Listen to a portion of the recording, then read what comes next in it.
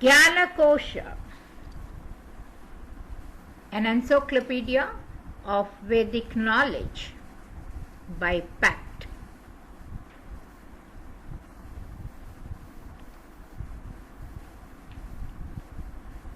Vedas.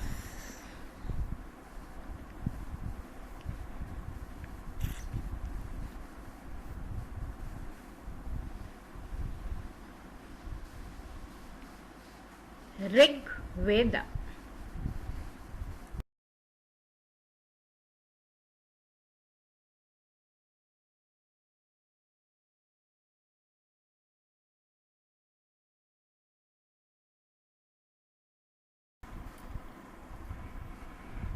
ओम गणानां त्वा गणपतिगं हवामहे कविं कवीनामुपवस्त्रवस्तमं ज्येष्ठराजं ब्रह्मणान् ब्रह्मणस्पतकान् शृण्वन्नोतिभिः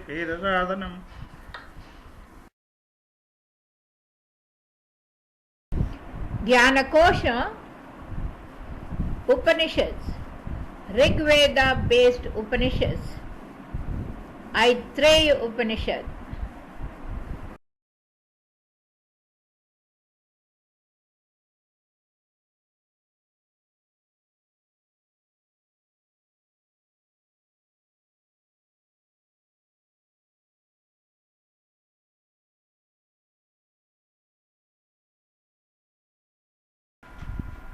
ओम पुरुषेह वा अयमादितो गर्भो भवति तदेतद्रेतः तदेतद्वर्येभ्यो अंगेभ्यस्तेजः सम्भूतम् आत्मन्वेवात्मनं बिभर्ति तद्यदा स्त्रियां सिञ्चति अथैनज्जनयति तदस्य प्रथमं जन्म.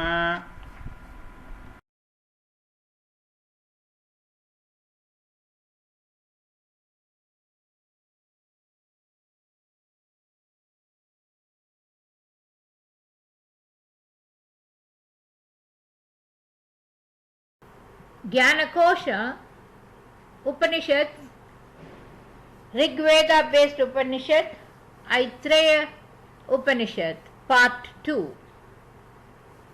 Mantra. Chapter 1. The three births of the self. Entering the worlds, he thought, how shall there be guardians and I have no part in them?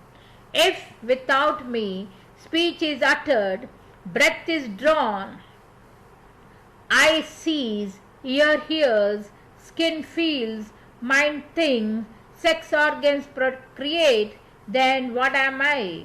He thought, let me enter the guardians. Whereupon, opening the center of their skulls, he entered. The door by which he entered is called the door of bliss. In the Aitreya Upanishad, Sukta 1, Rik 3. This person is at first the germ in a man. That which is the semen is here called the germ. This semen is the vigor drawn from all the limbs. The man bears the self in the self. When he pours the semen into a woman, he gives it a birth. This indeed is the first birth of the embodied soul.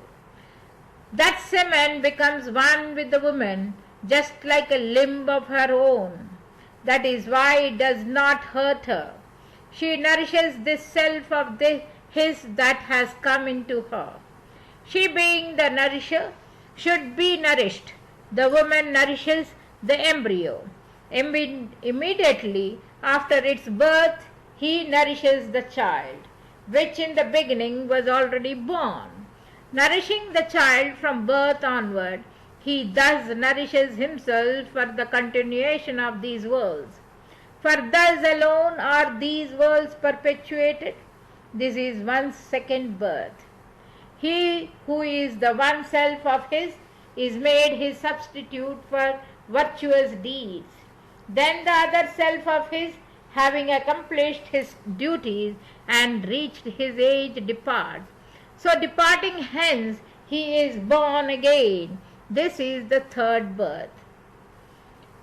About this, a rishi has said, while still lying in the womb, I came to know all the births of the gods.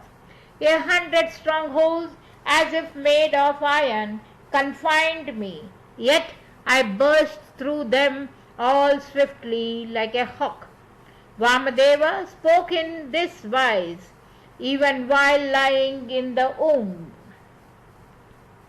Thus, endowed with knowledge, he becoming one with the Supreme Self and soaring aloft on the dissolution of the body, obtained all desires in the heavenly world and became immortal. Became immortal. Chapter 2. In the second chapter, the three births of the Atman are described. Within the three states of consciousness, the self being unknown, all three states of the soul are but dreaming, waking, dreaming, and dreamless sleep. In each of these dwells the self. The eye is his dwelling place while we wake. The mind is his dwelling place while we dream. The lotus of the heart is his dwelling place while we sleep the dreamless sleep. The first verse in the Sukta 1, chapter 2. In man indeed is the soul first conceived. That which is the semen is extracted from all the limbs as their vigor. He holds that self of his in his own self.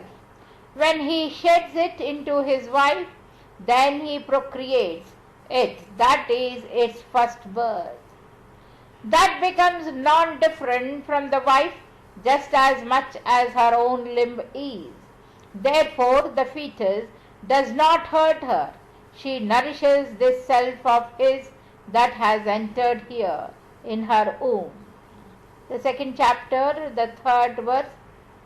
She, the nourisher, becomes fit to be nourished.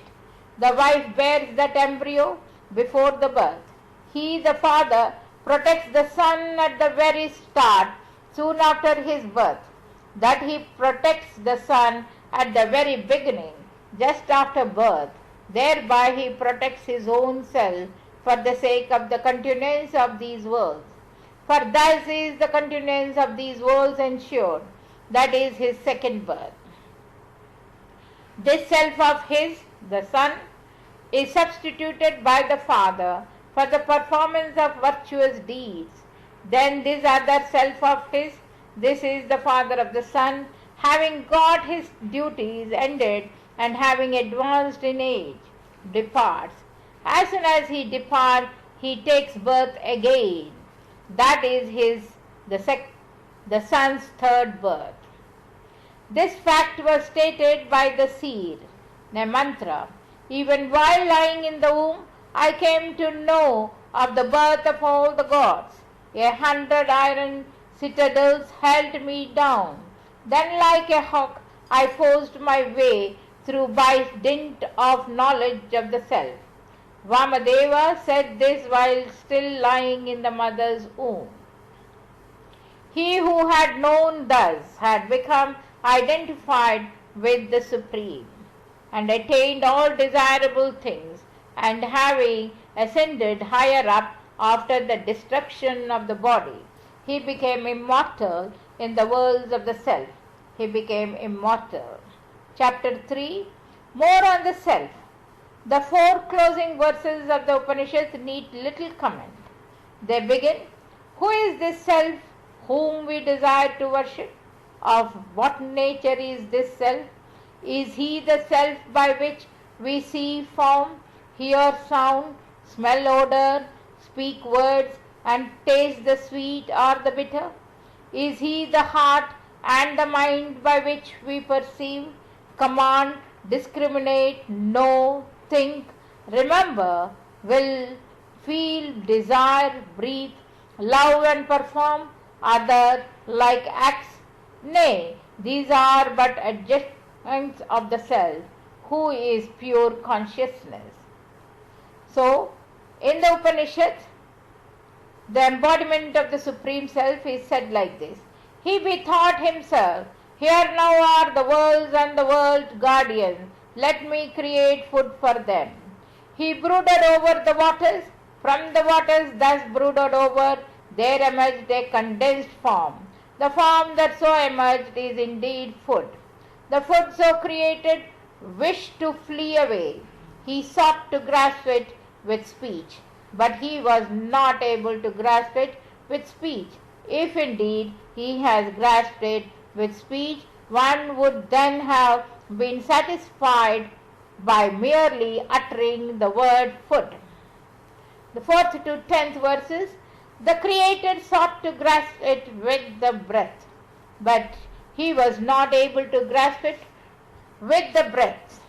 If indeed he had grasped it with the breath, one would then have been satisfied by merely smelling food.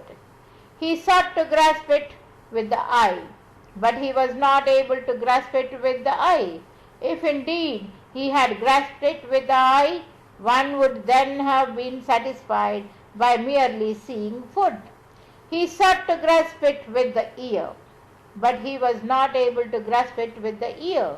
If indeed he had grasped it with the ear, one would then have been satisfied by merely hearing of food.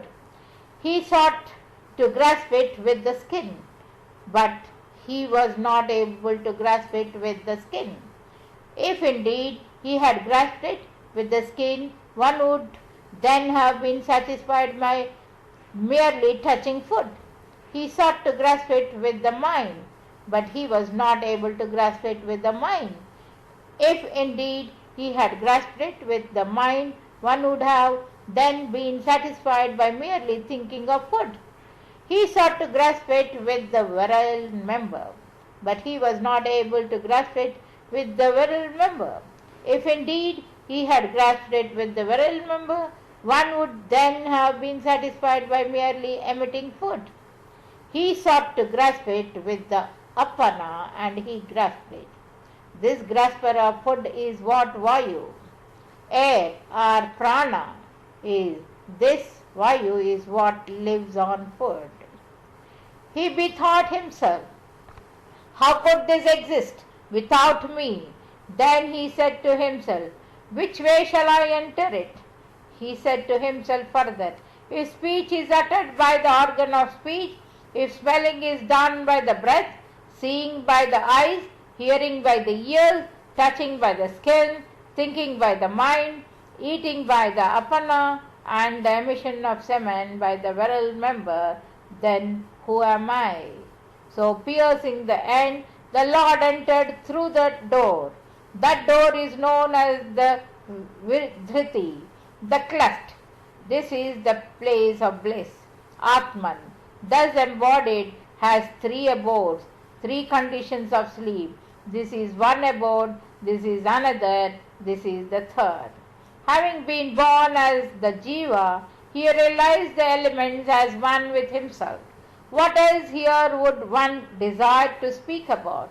He perceived this very person as the all-pervading Brahman. He said, aha, I have seen it. Therefore, he is called Idandra. Idandra indeed is his name. Him who is Idandra, they call indirectly Indra. For the good gods appear to be fond of cryptic epithet. Yea, the gods appear to be fond of cryptic epithet. Paroksha paryahi iva deva.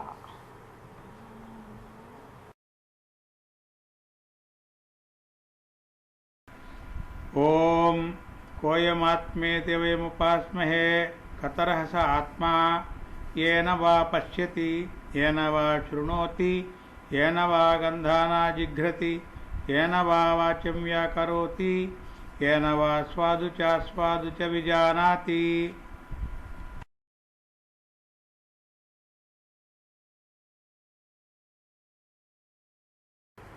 Jnanakosha, Upanishads,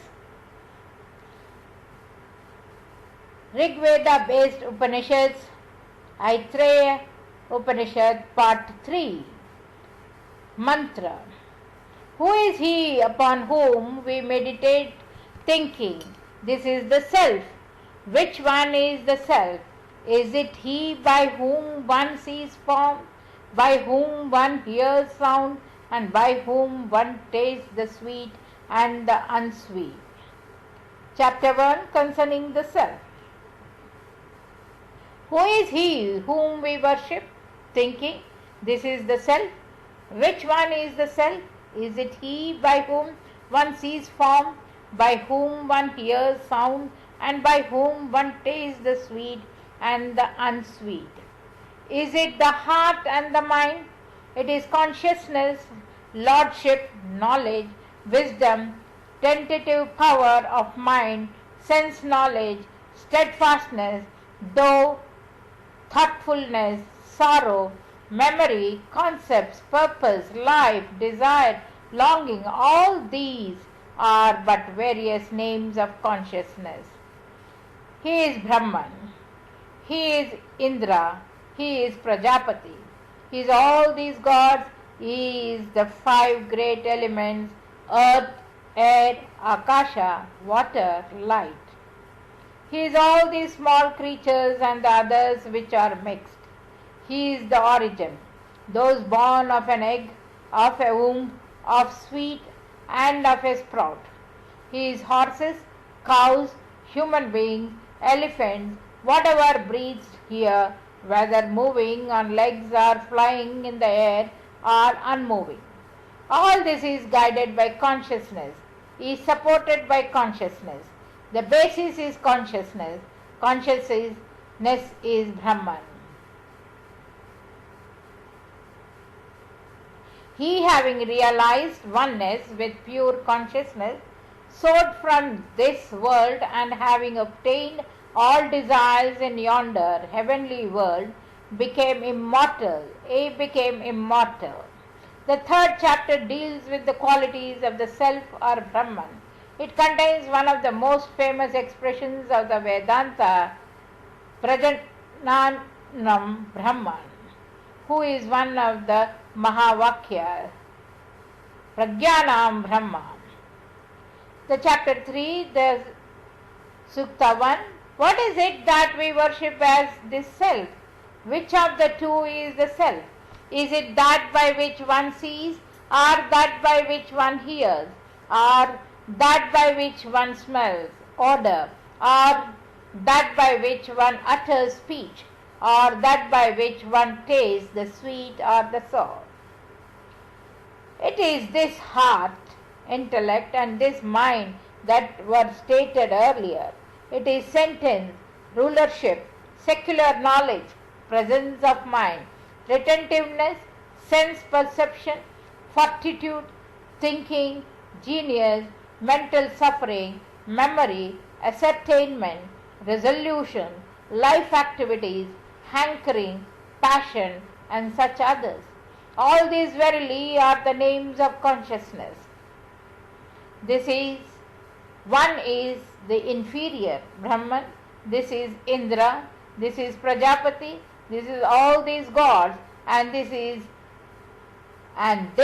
is these 5 elements: earth, air, space, water, fire, and this is all these big creatures, together with the small ones that are the procreators of others and referable in pairs, to wit, those that are born of eggs, of wombs, of moisture of the earth, like horses, cattle, men, elephants, and all the creatures that there are which move or fly, and those which do not move.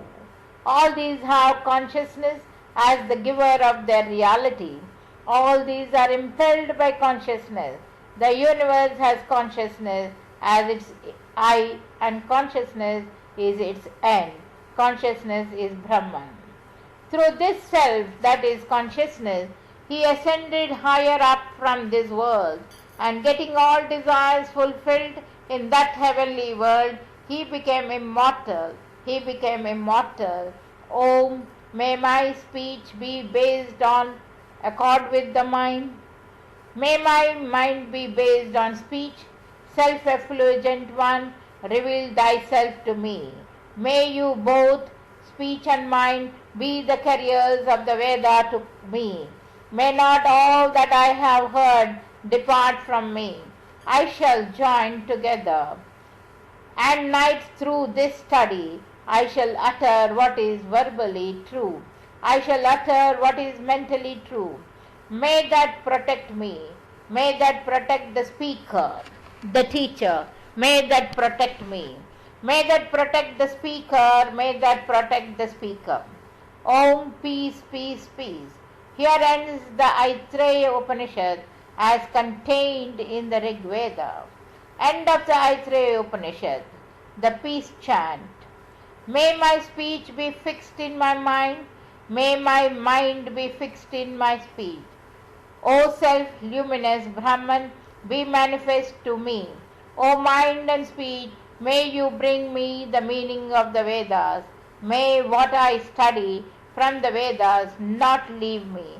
I shall unite day and night through this study. I shall think of the right. I shall speak the right. May Brahman protect me. May Brahman protect the teacher. May Brahman protect me, and may Brahman protect the teacher.